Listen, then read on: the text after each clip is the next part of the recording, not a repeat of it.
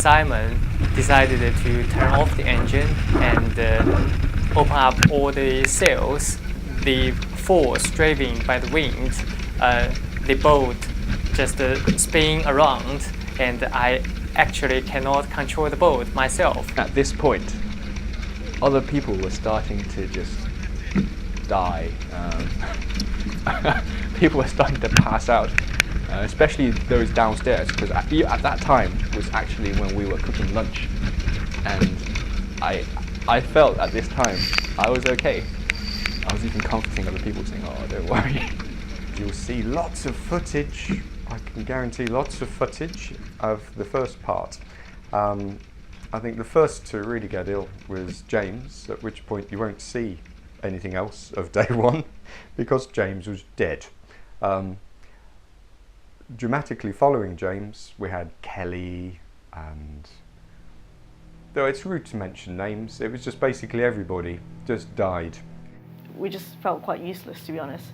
Oh, I did myself. There was so much rain, I got so cold that I just sat in a corner and pretty much I couldn't move. I just fell asleep pretty much throughout the whole journey while everyone else was throwing up and helping out.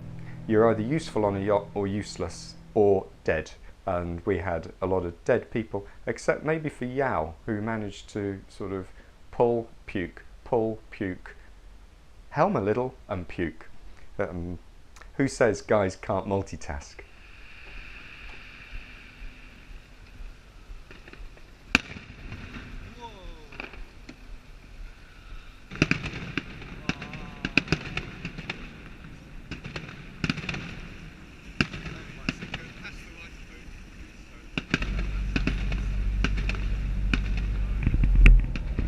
Although it did cross a load of people's minds to go home that day, because in our minds it was that first experience, the first impression of sailing that we thought, oh no, is every day going to be like this?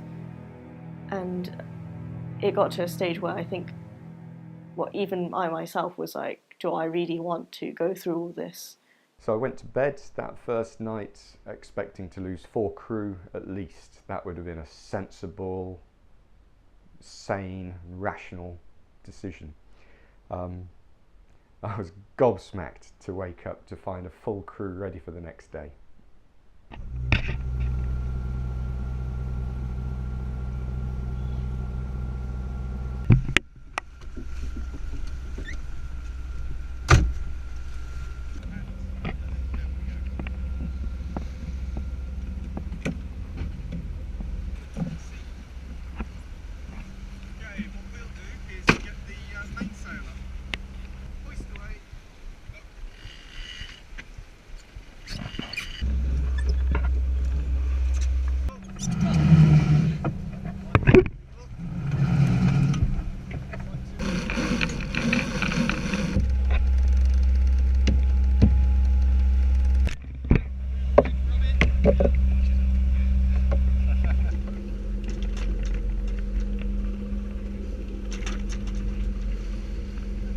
Because I didn't do as much on the first day, I definitely wanted to make up to the guys and to the people that were working so hard the first day, and I fully focused on being part of the crew and doing everything I can.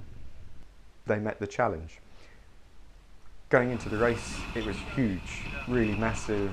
At first it was exciting, it was a roller coaster, everyone was excited. Then we had that nice moment where people thought, is this all we're ever going to do? And then eventually, is this the last thing we're ever going to do? So that was pretty cool, and that certainly stoked up a bit more sickness or weakness leaving the body. Challenge 2 was a very mundane motor sail, which turned out to have dolphins for about 40 minutes, which was fabulous, really drew everybody out. They were very friendly, they were following the boat, they were showing off. Yeah, they were really great, and it was one of the highlights for many people, I think.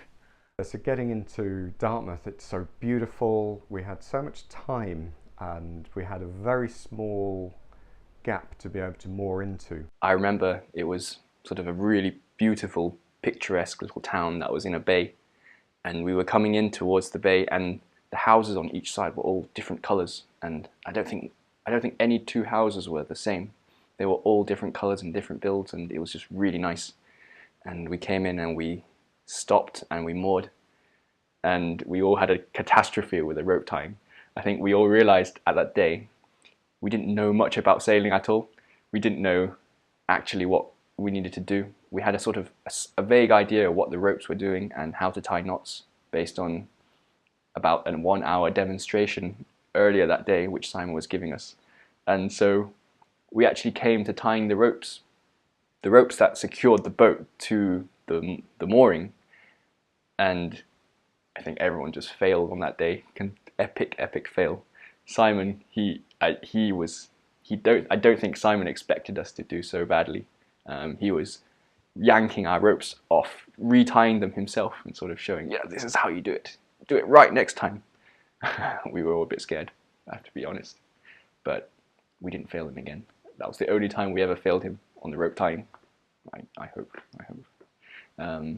But yeah, that night was actually really good because we had a group get together in the pub, and we actually talked about how we felt after the first 2 days, and sort of even the bad parts became quite funny as everyone talked about how sick they felt. It was just very funny to hear, and yeah, we sort of shared the parts that we thought were best and talked about the dolphins we saw that day, how incredible they were, and sort of talked about the rest of the things that we would look forward to on the trip. And I thought that was really nice. Yeah.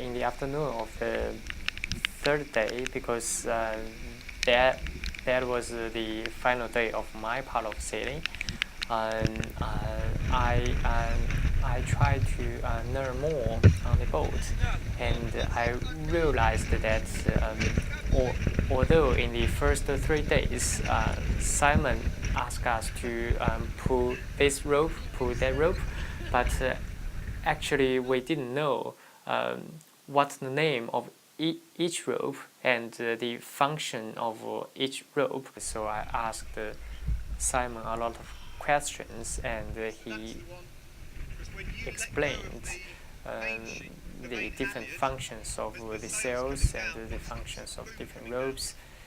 And after he explained that, I get more understanding of the sail and of the boat. To close the hatch.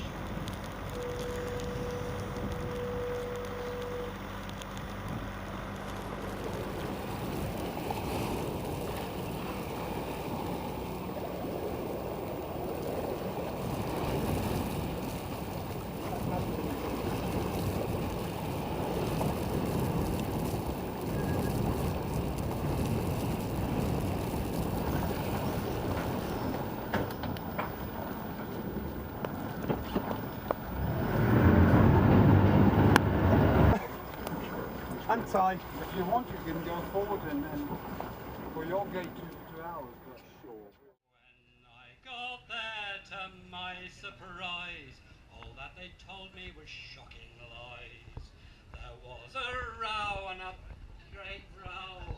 On board a man on board me brave boys. On board a man on board. All the troubled waters and the restless skies, You can see that Mollymoor wheel and glide down upon the southern ocean, sailing down below Cape Horn.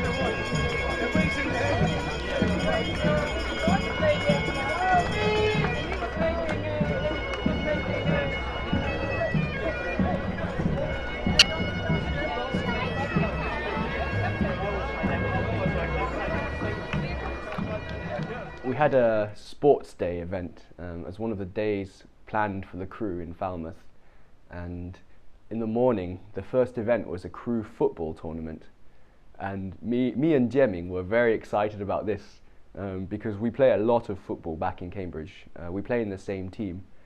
You have to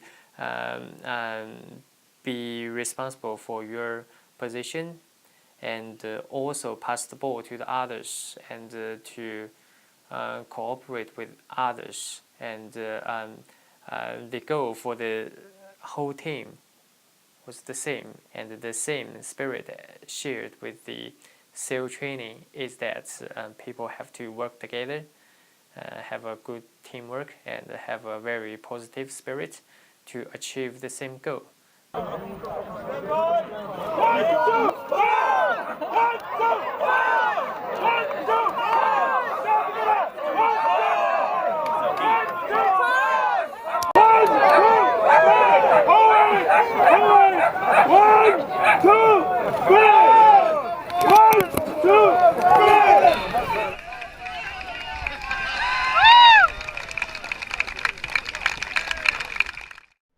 咁第3日咧，我哋有少少時間咧，就有一個下午咧，我哋就決定咧，就帶我自己又帶啲船員，我哋啲船員咧去Falmouth附近嘅一啲景點咧去參觀下嘅，包括咧我哋叫做天涯海角啦 （Land's End），呢個聖 Michael Man 同埋呢個 Music Theatre 嘅。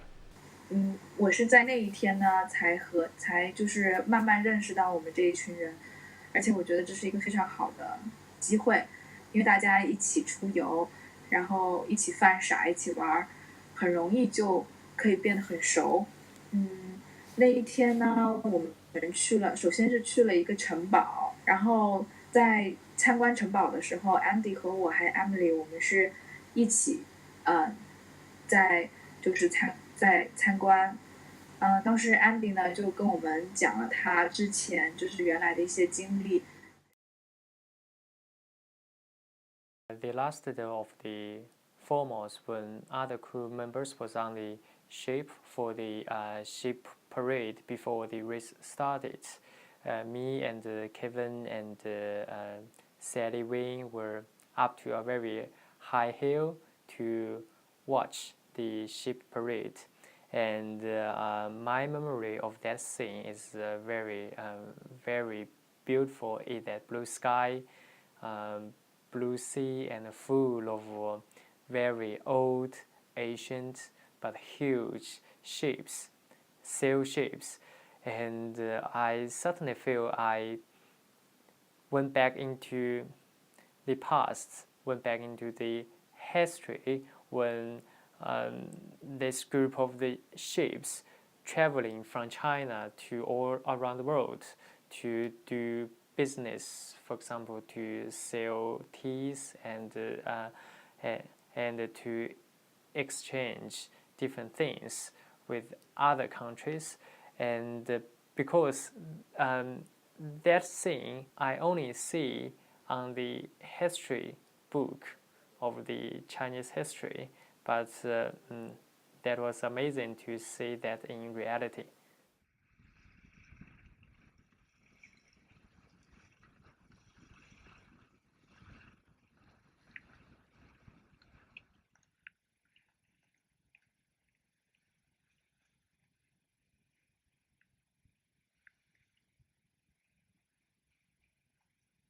阳光悄无声息地躲到云层背后，空中布满了浅灰苍白的层云，只剩下海天相接的窄缝中依旧透着薄如轻纱的蓝。我们坐在甲板上，期待海风来得更猛烈一些，推翻前行。卡里说要是能钓个鱼就好了，这样我们的晚餐里就能有可口的荤菜。大家纷纷吞咽口水，默默觉得这是个迷人又可憎的提议。可是要去哪里找鱼竿和鱼饵呀？最终晚饭吃了土豆饼和炒 couscous， 心下也相当满足。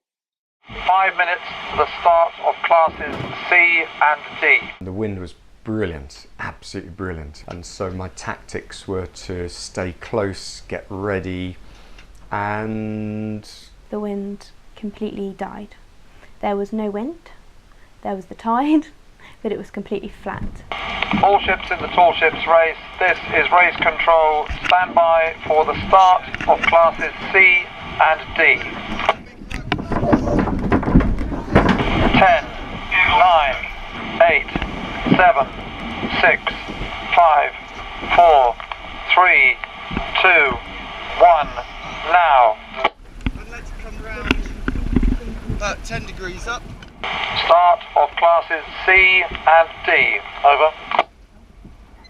Spread the sails, get over the line, and it went from a 30 seconds, very clever tactical start to nearly 15 minutes to be able to cross. And that really set us up for the night.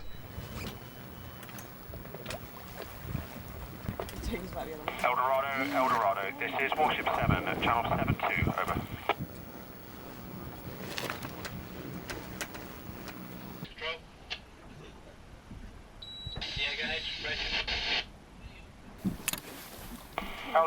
Eldorado, Warship 7, channel 72, over. Oh, really? Well, it's on barrows and stuff.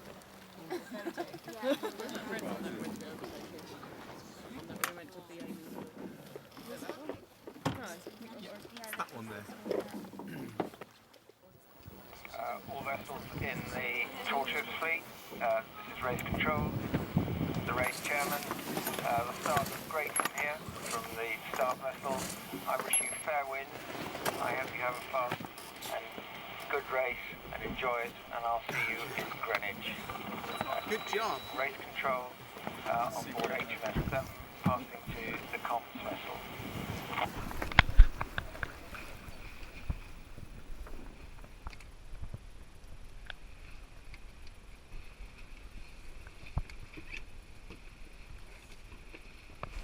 夜间航行呢，还是一件蛮痛苦的事情，因为大家都会很累，而且特别是过了12点之后。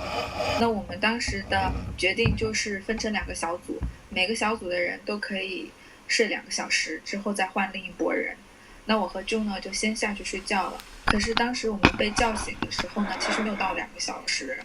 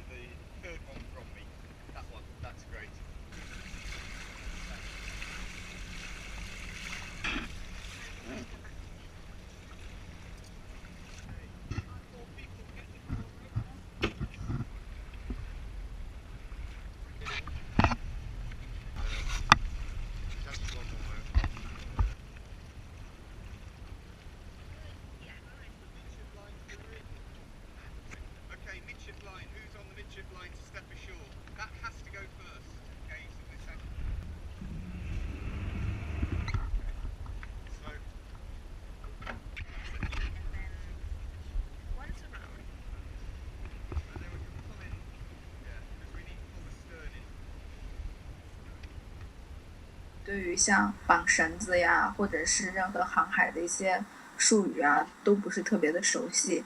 那比起男孩子来说，力气又不够大，所以比起在船甲板上面无所事事，可能还会帮倒忙。那我就觉得去找一些更适合我自己做的事情去做，那就比如说清理打扫一些卫生呀，或者是船内的整洁呀，然后做饭或者泡茶给船员们吃啊，这样子。So Gosport to London, albeit a delivery, was a great journey in itself. As we left, I went through with the charts, explaining the dangers, the navigational hazards, looking at the wind and how that was going to help us, and also how fast we had to get around in case the wind wasn't going to be of assistance. This gave us some options, and this is where the crew developed yet again, so that actually it was briefing colleagues as opposed to telling the crew what to do. The passage between Gosport and Eastbourne, it's pretty dull, and our voyage simply wasn't.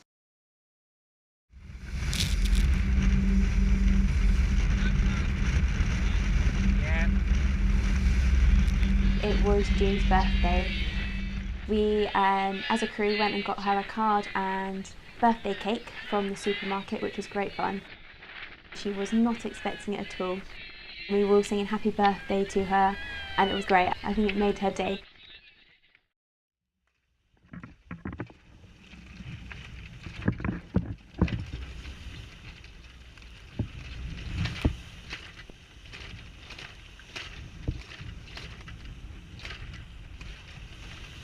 The sea started to get quite rough again. We were going into the wind. I remember I was quite looking forward to sailing in these conditions again, because the race was very, very smooth mostly. And so as the wind picked up, we picked up a lot of speed. We were listing quite heavily, going through the waves and tacking and tacking and tacking as the sun set. Simon and Bettina would say a single word of "let's tack," and that's it. We were a very, very well-oiled machine at this point. All of the crew were quite competent at sailing.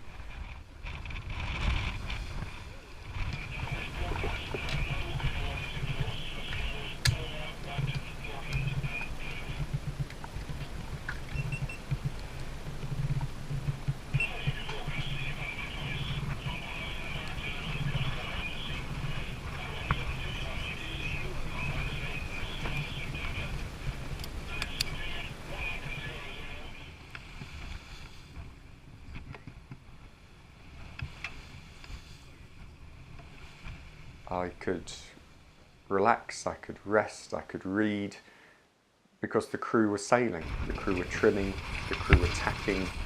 I only needed to explain, I only needed to say tack, they made it happen. I only needed to say change a sail, they made it happen. It was really quite a different voyage.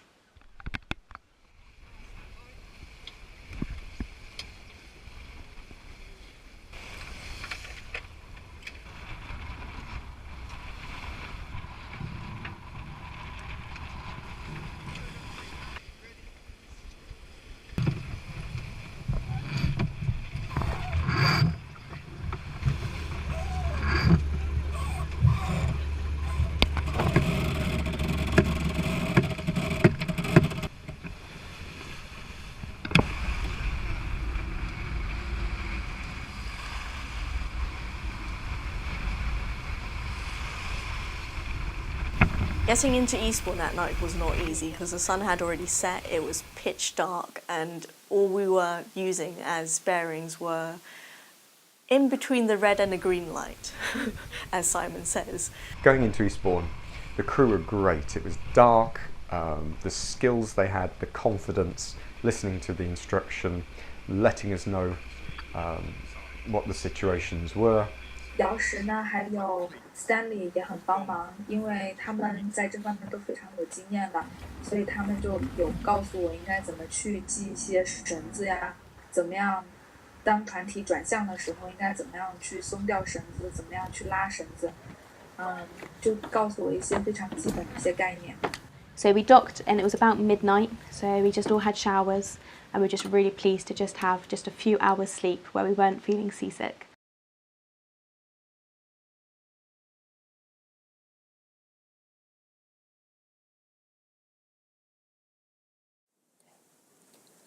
人生中第2次在浩瀚的海上漂洋，最刻骨铭心的是5天里每分每秒的酸甜苦辣，狂风巨浪中浇灌出的友谊，见证过的海上日出和满天繁星，以及变得更坚强勇敢的心。扁舟一粟，却不觉得渺小，因为看到鲜红的国旗在沧海之上迎风鼓舞，因为我们是一个大家庭的出征。穿着中国航海培训协会的会服，在泰晤士河上书写历史。海阔凭鱼跃，天高任鸟飞。我将带着对生命更深的敬畏和珍惜，更好的成长、生活。